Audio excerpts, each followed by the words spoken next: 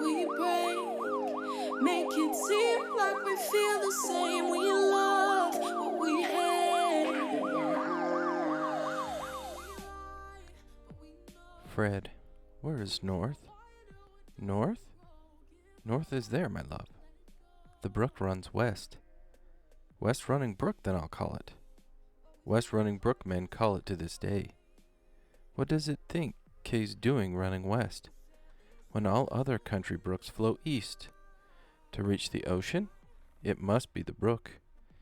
Can trust itself to go by contraries, the way I can with you, and you with me. Because we are, I don't know what we are. What are we? Young or new? We must be something. This is Wood. Welcome to Mental Policing.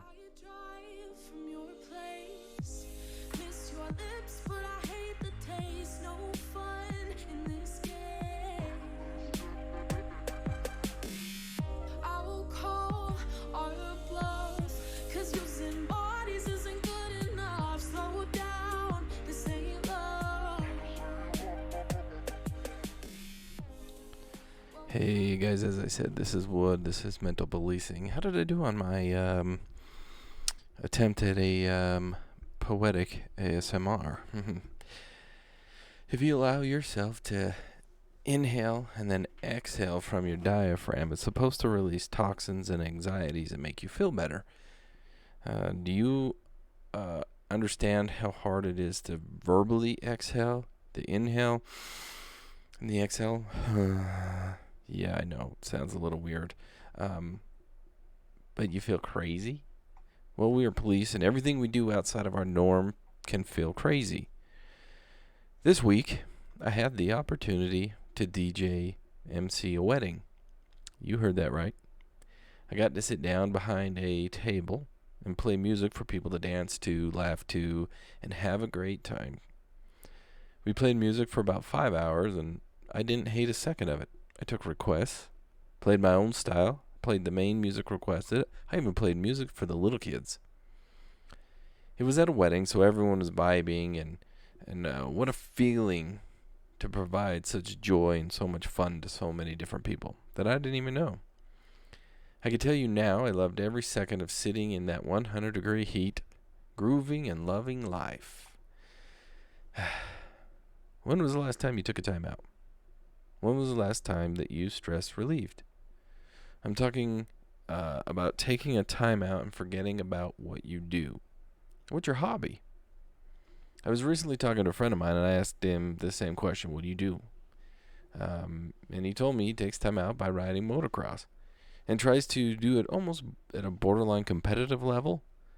So I asked if that was stressful, to which he replied, "You have no idea." Well, how does doing a hobby that requires so much stress help de-stress? I would argue that it doesn't. In fact, I would argue that adding a new element of stress to an already stressful life and career just equals more stress. So here's my opinion. And since this is Mental Policing, and it's me, Wood, your host, talking, you get my opinion. Give yourself a break. Allow yourself to de-stress without adding stress. Plant a garden, take a walk, listen to music. Do something that allows you to disconnect from the stresses that are this job. Recently, I was extremely stressed over work. I was affecting my sleep, my relationship, and my mental strength. I couldn't figure out why I was struggling so much. Well, after some deep thought and some discussion with my lady partner, I decided that I needed to do two things. First, deal with the issue head on. I needed to confront what it was that was plaguing me. And second, I needed to unplug from work and life. Not literally, but you get what I'm saying. So I dealt with the issue, and then I became a weekend DJ. And can I tell you that as I sit here today talking to you, wherever you may be listening, I feel 100% better. Why? Because I let it go. My hobby does not include amping up my adrenaline and getting crazy. It's finding my zen. And this stress relief helps me deal with this job. It's my belief that if you are taking time off simply to amp up your adrenaline and get crazy again, you're not actually taking any time off. We need to and we must give our minds a chance to relax. Adrenaline-filled activities do not allow for that.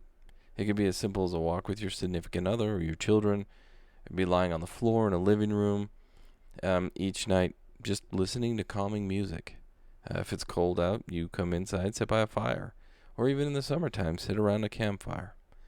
It could be meditation or the hum treatment. Sounds crazy. I promise it works. I don't want to make anyone think that a hobby that requires that adrenaline is all bad. I'm just saying we need to give our minds a chance to heal. If we don't heal, if we don't calm, we don't, and we never will learn. We'll always need to stay jacked. We need to take the time to heal, to be calm, and to understand. We believe we have it all figured out and can handle any situation. While this may be true, we can handle any situation presented before us. But if our mind isn't in the right place, we won't handle it the right way.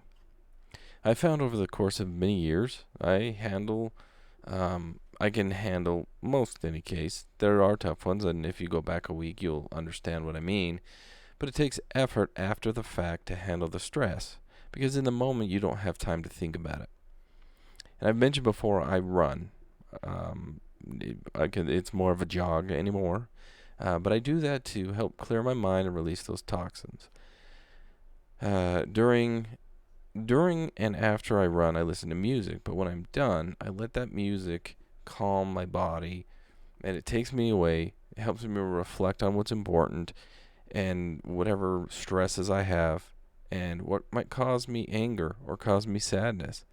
And I can reflect and I can work through them because my mind is clear. And through these hobbies, I'm able to relax. I'm a happier person for it. I'm a better father and I'm a better friend. We all deal with those men and women, those guys and gals that run hot. They're always amped up no matter what. You can say anything. It can get them going, and they start complaining or they get upset about the littlest little things. Don't be that person. Don't be the person that can't control themselves because you haven't taken the time to figure out how to de-stress. You haven't figured out how to take the time to take a time out. Be better. Be the one that can recognize the ongoing and upcoming stresses. Be the one that shares the experiences the next guy can learn from them. And the guy that isn't afraid to say they're overwhelmed and you don't know what to do.